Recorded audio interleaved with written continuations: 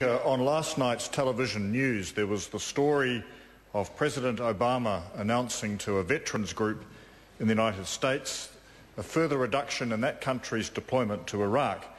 And the numbers were mind-boggling, from something like 144,000 forces at the time of his inauguration to a figure of around 50,000 at the end of this year. Too mind-boggling to take real account of. This morning, when the tragic news came through about the death of Lieutenant Timothy O'Donnell, the injury to his two colleagues and their interpreter, it brought a sense of realism to what military conflict is all about. It's not mindless statistics or numbers, it's people. And the death of Lieutenant O'Donnell brings that home to all of us.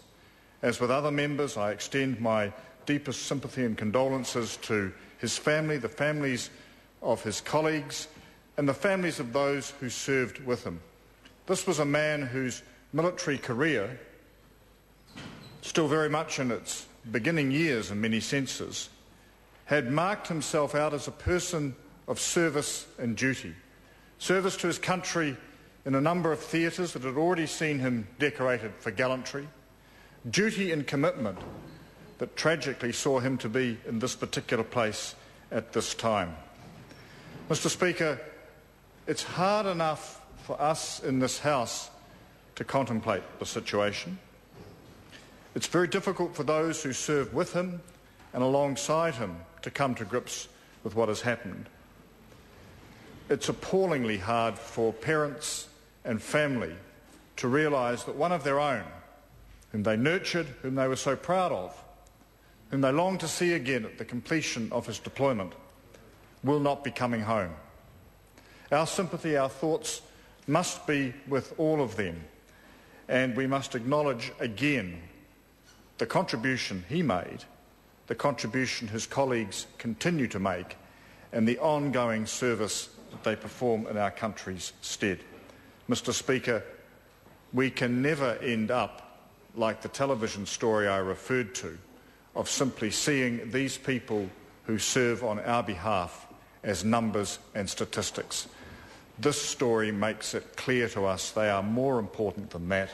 We owe them a bigger debt than that. And all of the shields around this chamber bear testimony to that strength of purpose and that level of duty in the past. And the memory of Lieutenant O'Donnell now belongs with these shields as we contemplate the future. The Honourable Dr. Wayne Mapp. Mr. Speaker, today as the Minister of Defence and also on behalf of the Associate Minister, I express my sympathy and aroha to the family of Lieutenant Timothy O'Donnell, DSD, and also to the wider Defence family. I also extend my sympathy to his two wounded comrades.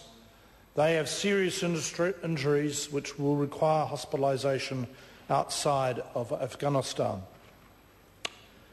Lieutenant O'Donnell was a highly decorated soldier. As we have heard, he had received the Distinguished Service Decoration for his cool, his steadfast and his courageous leadership in a major riot in Timor-Leste in 2007.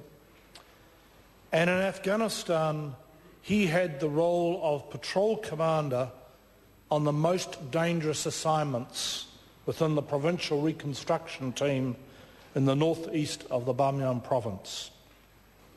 His interview on television just 2 weeks ago showed the character of a young leader in the proud traditions of the Defence Force, which is reflected on the battle honours on the walls that surround this chamber.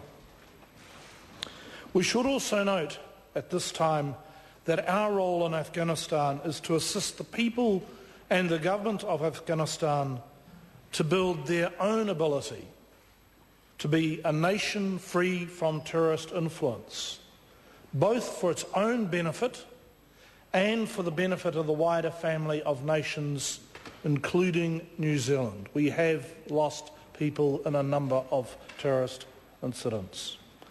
But today we mourn the loss of Lieutenant Timothy O'Donnell, Our thoughts are with his family. The Defence Force will provide all the support that they can at this time, but we know that they will face hard days ahead as they come to terms with the loss.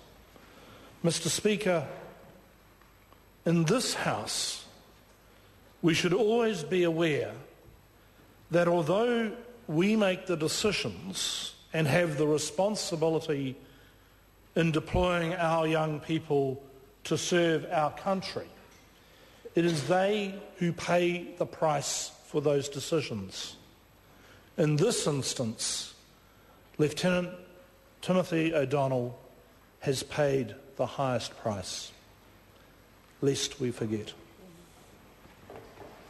The question is that the motion be agreed to. Those of that opinion will say aye. To the contrary, no. The ayes have it. Are there any petitions? There are no petitions. Are there any papers?